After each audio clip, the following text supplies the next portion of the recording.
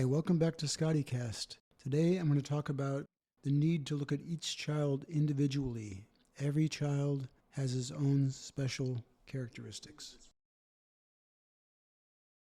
One of the things that's wrong in this world is that all children are considered to be the same.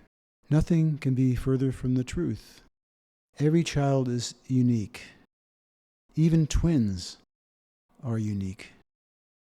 They look like the same person, but they are not the same person. Even if they have the same DNA, their genes can be altered by the way they eat, by the way they exercise. So many different things can change the physiology of a child. So what I want to say here is that the educational system that exists right now all over the world is trying to fit square pegs into round holes, or vice versa. It just isn't okay to assume that every child is the same. They're not. There are so many examples in the world where children have been judged by their performance in the school, but it's just not, it's not. I can give you an example now of, I can give you two examples. One is from a person called Gillian Lynn. When she was a child, she was, let's say, looks like she had the attention disorder problem. And she was moving all around. She couldn't sit still. So finally the teacher called the mother and said, your daughter has to go into a special school. There's no doubt about it. She cannot be in a classroom with these other students. The mother was very upset and said, well, I'm not going to put her in a special school. Doesn't have any problems. Maybe she doesn't sit still, but I'm going to take her to a psychiatrist instead. So Jillian's mother took her to a psychiatrist, and the psychiatrist talked with Jillian's mother and Jillian for a while in the office. And then the psychiatrist said to the mother, let's go out in the hall and talk. But before going out, he turned on the radio so that Jillian wouldn't feel alone. So then the psychiatrist and Jillian's mom went out into the hall and talked for a while. And after they talked for a little while, the psychiatrist looked back through the window in the door and saw Jillian moving and swaying around like she wanted. It was really relating to the music, let's put it that way. In any case, he said to the mother, your daughter is not a student. She is a dancer. Well, Jillian went on to be a professional ballet dancer, and after that she became the choreographer for Cats and for the Phantom of the Opera, and I'm talking about the big ones in London. So she was totally misjudged. Again, you couldn't fit a square peg into a round hole. That's because she was round and she had to go into dancing. Another example I can give you that illustrates this point is Viktor Serebikov. I hope I'm saying his name correctly. When he was young, they called him a dunce. He just couldn't follow in class, and he was really very, very distraught because everybody called him that, and he had to go stand in the corner and all that stuff. And anyway, they said to him, you should really just become a street worker or a manual laborer because you just don't have the brain for it. So anyway, Viktor Serebikov, after working in those manual jobs for a long time, joined the army.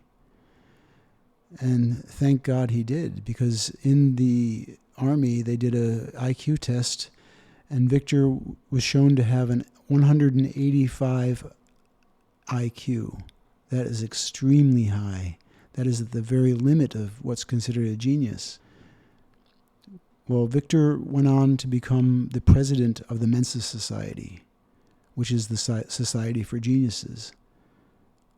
Again, that just shows you that not every child is what you think they are. So what I want to say with this is that the world would be in a much better place if we could look at each child individually for the individuals they are. Some of them might be triangular pegs, some of them might be square pegs, every shape you can think of pegs. But the thing is, every child, like as I said before, even twins are different. We have to be able to have an educational system that determines what each child can do or what each child loves or would be able to do in the future, and then put them into a special class or school that would further that ability that that child had. And obviously one of the main problems with education today is we teach, the 3 R's, reading, writing, and arithmetic, but that's not enough. We have to teach each child about how to treat others, how to be generous and kind, have compassion for others. If we could teach these things to children when they're young, and then teach them the thing that they're actually very adept at, this world would be a very much better place. There wouldn't be wars anymore. There wouldn't be strife. There wouldn't be people going after each other because of political views, like in the United States right now, where the conservatives and the liberals are going after each other. That wouldn't be necessary anymore. It would just be a lot more harmony if each child could actually grow up and be what they were destined to be. We cannot hold them back. We cannot hold children back to reaching their full potential. We have to change the schools. There are some schools on the fringe that actually do something like I'm suggesting. But I'm talking about the public schools, the ones that are run by the government. Why do you think the government, for example, mandated that the Pledge of Allegiance had to be said every morning as a child in the schools? Why do you think the government said there has to be fluoride in the water? Fluoride is poison. What happens with that poison? It dumbs people down so that everybody believes what the government has to say, but the government is lying over and over and over again, not just with the way they set up the schools, not saying that you had to, not mandating that you had to say the Pledge of Allegiance. They're also lying in so many different ways to the people, and they don't realize it because they're dumbed down. But anyway, back to the main point about education is it has to change. It's the only way we can survive in this world. We're not going to survive if we cannot get the people in the right job for their own skills that they have. Because when you really love what you're doing, you shine, you excel. That is what we need to do. We really need to consider, and you should talk to your friends and neighbors and to the teachers. And by the way, I'm sorry to change the subject slightly, but why don't we do a test before people get married to see if they're even capable of being parents, if that was their intention? And why don't we do tests, really serious tests for teachers, to see if a teacher can teach? Many people can pass the test to become a teacher, but to actually teach is a different thing entirely. Well, if the whole educational system is revamped, I guess that'll happen automatically. I don't know, but if we don't start testing teachers to see if they really can teach, we're not going to even move forward within the current system. We have to change this world. We have to change the way things are working right now. We cannot afford to always be at war. And the United States is always saying we're the best, we're the greatest. There is no best and greatest. Every country has its own positives and negatives. Right now, the United States has a lot of negatives. It's in a very small group of or club in the world that actually mandates that people that don't live in the country still have to pay taxes. It's a club of 2. And the United States is 1. I bet you can't guess, no matter what how hard you think, I bet you can't guess where the other one is or who the other one is. The other one is North Korea. It's a really nice club to be in, isn't it? Yay, U.S., go, rah, rah, rah.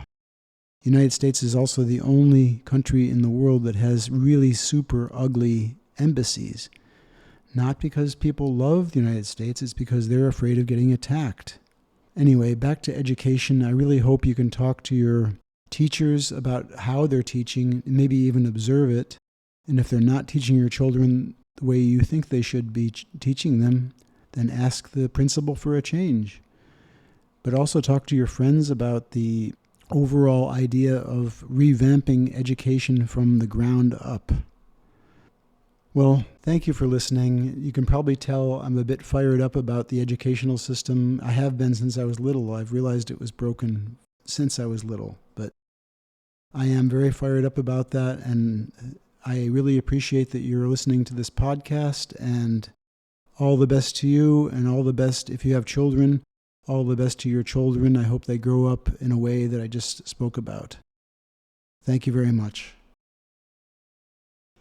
Thanks for listening to ScottyCast, and I hope you got something out of this episode. All the best.